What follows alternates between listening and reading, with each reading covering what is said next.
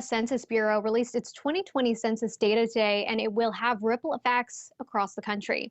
It comes months after the Bureau released data on which states would gain and lose seats in the House of Representatives. The new data showed that over the last decade, major metro areas across the country continued to see population growth, while other sparsely populated counties continued to shrink. And joining us now to discuss more is Poppy MacDonald, president of USAFacts. Poppy, thanks for joining us. Want to start by talking about the effects this new data will have on the world of politics. Which states are we going to see the impact come in the biggest when it comes to redistricting? Happy to address that, and very excited about the release of the census data. At USAFacts, we thrive on government data and making it accessible. And what we saw was this continued shift of our population migrating to the south and to the west.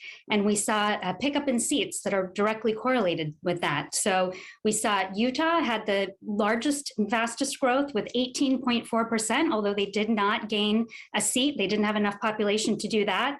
West Virginia saw a loss, the biggest loss of negative 3.2%. They did lose a seat. The states that had the big wins were Texas, where they picked up 2 seats, and states like Montana, Oregon, Colorado, North Carolina, and Florida. And so we saw a shift of 7 seats among 13 states.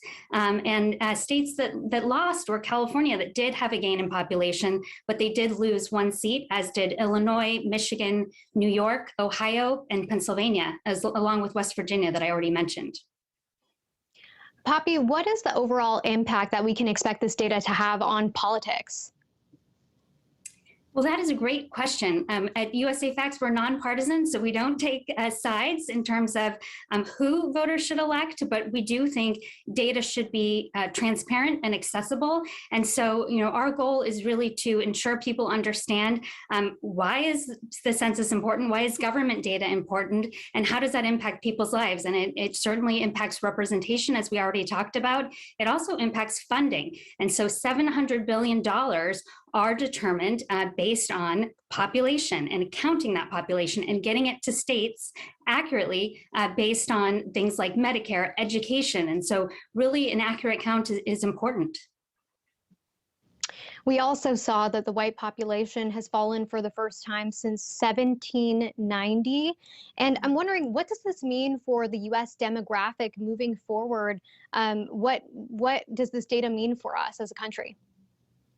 We are getting more diverse as a company. So you are right, the non-Hispanic white population dropped by 5.1 million people, or about 3% when you looked at the 2010 census and comparing it to 2020. So a non-white Hispanic population made up 64% of Americans in 2010, and now it's 58%. And we saw an increase in the Hispanic population. So there's an increase of 11.6 million people, or a 23% increase between 2010 and 2020.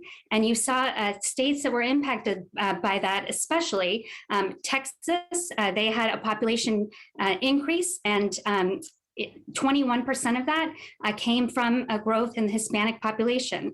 And so you saw Florida, who also had more than half of their growth attributed to the growth in Hispanic population. And California, although they did lose a seat, they grew by 2.3 million people, and 69% of that was growth in the Hispanic population.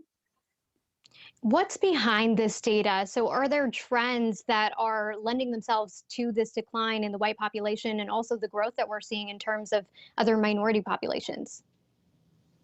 That's a great question. I mean, what we're seeing is we're becoming more diverse as a country, and we're also seeing a migration of population, more people going to the south and more people going to the west in terms of where they're moving.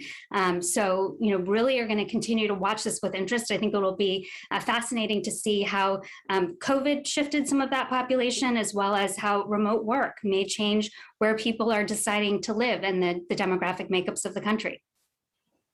Do you think it also says something about just the choice to have children? I mean, we're usually speaking to a millennial audience, maybe even Gen Z.